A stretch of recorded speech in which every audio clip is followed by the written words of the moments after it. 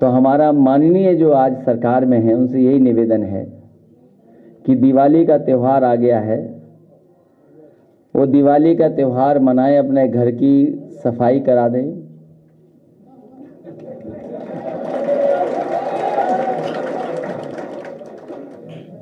सफाई को अच्छे से करवा दें, जिससे कि धुएं के निशान मिट जाएं और बाकी सब हटवा दें, जिससे आने वाली सरकार को वहां कुछ न मिले। मैं भारतीय जनता पार्टी से शामिल हो रहे राकेश राठौर जी का स्वागत करता हूं। बहुजन समाज पार्टी के विधायक रही श्रीमती सुषमा पटेल जी का स्वागत करता हूं। असलम रायनी जी का स्वागत करता हूं। असलम अली साहब हैं, इनका बहुत बहुत स्वागत और बधाई। हाकिम लाल बिंझी, उनको भी बहुत बहुत बधाई देता हूं। मुस्तफा सिद्दीकी साहब हैं जो आज समाजवादी पार्टी में शामिल हो रहे हैं, मैं इनका भी बहुत बहुत पार्टी की तरफ से स्वागत करता हूं, बधाई देता हूं। साथ ही साथ शैलेंद्र साहू हैं, उनका स्वागत। सुरेश निषाद जी का स्वागत। श्रीमती माधुरी श्रीवास का भी स्वागत। और साथ ही साथ बड़ी संख्या में लोग समाजवादी पार्टी के समर्थन में आए हैं, समर्थन देने आए हैं। मैं उन सभी साथियों का बहुत बहुत स्वागत करता हूं, बधाई देता हूं।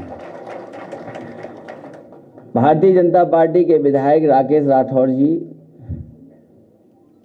इनके आने के बाद हो सकता है मुख्यमंत्री जी अपने नारे का नाम बदल दें। मेरा परिवार भाजपा परिवार की जगह वो हो सकता है ये कर दें कि मेरा परिवार भागता परिवार, भागता परिवार।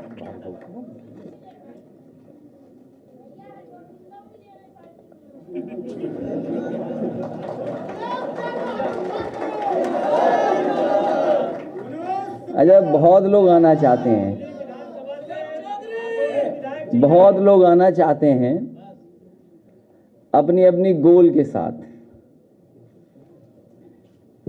वो समय आएगा तो चीजें सामने आ जाएंगी, लेकिन जन आक्रोश इतना है, जनता इतनी दुखी है कि आने वाले चुनाव में भारतीय जनता पार्टी का सफाया होगा।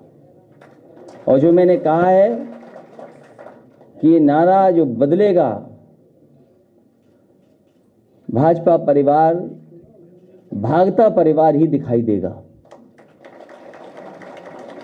कल मैं सुन रहा था भारतीय जनता पार्टी के मन से ये कहा गया कि भारतीय जनता पार्टी ने जो लोक कल्याण संकल्प पत्र 2017 में दिया था उसको 90% पूरा कर दिया गया है और रहा बचा 2 महीने में पूरा हो जाएगा।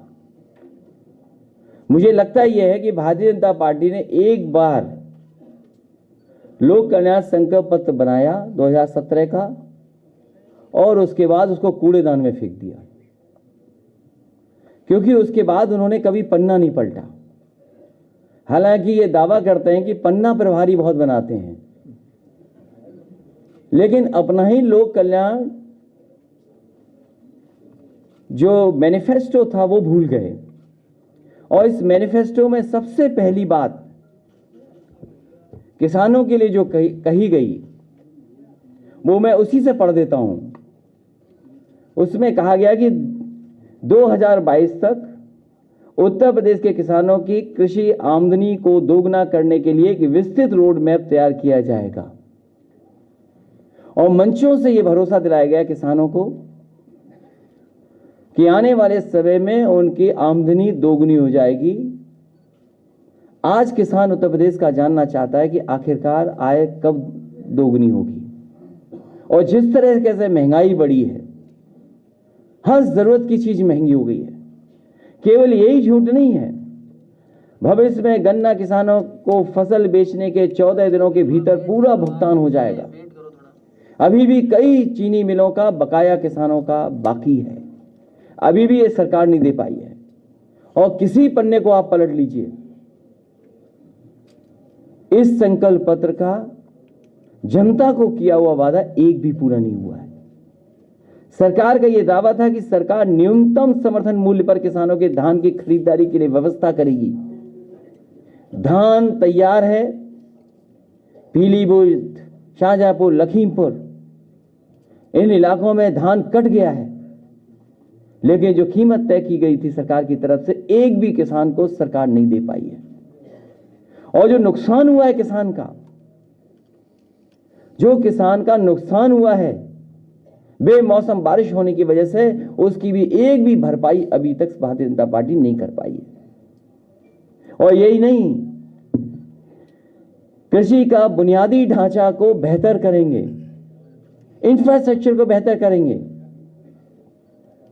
उत्तर प्रदेश का किसान जानना चाहता है कि जो मंडी व्यवस्था पहले से लागू थी, उस मंडी व्यवस्था में कितना सुधार आया है, और उस सुधार के साथ साथ आपने एग्रीकल्चर के लिए, इंफ्रास्ट्रक्चर के लिए कौन सा अच्छा फैसला लिया, अच्छा काम किया है। जो मंडी बन भी रही थी, उनका काम नहीं आगे बढ़ा, और जो चलती हुई मंडी थी, उनको इस सरकार ने बंद कर दिया। सिंचाई को लेकर के न जाने कितना बड़ा दावा किया गया कि 20,000 करोड़ का फंड बनाया जाएगा। वो पता नहीं 20,000 करोड़ कहां चले गए, उसका फंड बन पाया कि नहीं बन पाया है। बुंदेलखंड के सूखाग्रस्त इलाकों को लेकर के मैं आज कहता हूं, बुंदेलखंड की जनता ने सबसे ज्यादा भरोसा किया भारतीय जनता पार्टी पर। सभी सांसद, सभी विधायक जिता दिए, और जितना भरोसा जनता ने किया, उससे ज्यादा बड़ा धोखा भारतीय जनता पार्टी ने बुंदेलखंड की जनता को दिया है। न पानी मिला उन्हें, न पीने का पानी उपलब्ध करा पाए, और महंगाई तो बढ़ाई बढ़ाई। और जिस समय मजदूर आए थे बुंदेलखंड में, लोगों की जान चली गई, लेकिन किसी की मदद नहीं की सरकार ने, और वापस मजदूरों को फिर वापस जाना पड़ गया। सिंचाई का कोई इंतजाम सरकार नहीं कर पाई। कोई पन्ना उठा करके देख लीजिए आप। दुग्ध विकास को लेकर के वही जो समाजवादी सरकार में काम हुआ था, उस काम को भी आगे नहीं बढ़ा पा रहे हैं। समाजवादी सरकार थी तो मदर डेयरी का प्लांट 5 लाख लीटर प्रोक्योरमेंट का प्लांट लग गया था। लखनऊ में अमूल का प्लांट लग गया था, 5 lakh litre procurement per day का। इसी तरह भोगनीपुर में 5 लाख लीटर प्रतिदिन मिल्क का प्लांट लग गया था। काऊ मिल्क डेयरी प्लांट लगा था कन्नौज में, और बहुत सारे उत्तर प्रदेश के पराग के प्लांट को सुधारने के लिए हजारों करोड़ रुपए बजट के माध्यम से दिया गया था। जो गुजरात से अमूल है, नया प्लांट तो नहीं लगा, लेकिन समय समय पर इन अमूल प्लांटों में गुजरात से दूध आता है। सोचिए, उत्तर प्रदेश के किसानों का दूध नहीं खरीद रही सरकार, गुजरात से दूध ला करके इन प्लांटों को चलाया जा रहा है।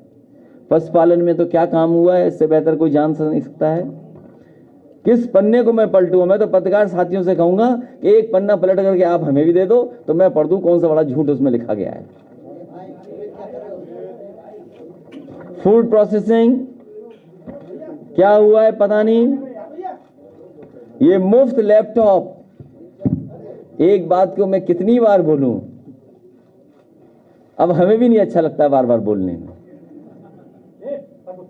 4.5 साल टैबलेट देते रहे, और अभी भी टैबलेट नहीं मिली है। ये पता नहीं कौन सी टैबलेट बीजेपी दे रही है। और 1 GB इंटरनेट मुफ्त, वो धुएं के निशान मिटा दिए जाएंगे। 1 GB इंटरनेट मुफ्त। बीजेपी के लोग बताएं वो 1 GB कहां है इंटरनेट। शिक्षा संस्थानों का विस्तार, शिक्षा संस्थानों में जो चीज हो रही है वो कल्पना नहीं की जा सकती, वो तो बाद में पता लगेगा। शिक्षा संस्थानों को चौपट कर दिया गया है, और एक तरह की सोच के लोगों को बैठा दिया है, जिससे कि वर्षों वर्षों वही अपॉइंटमेंट होते रहें।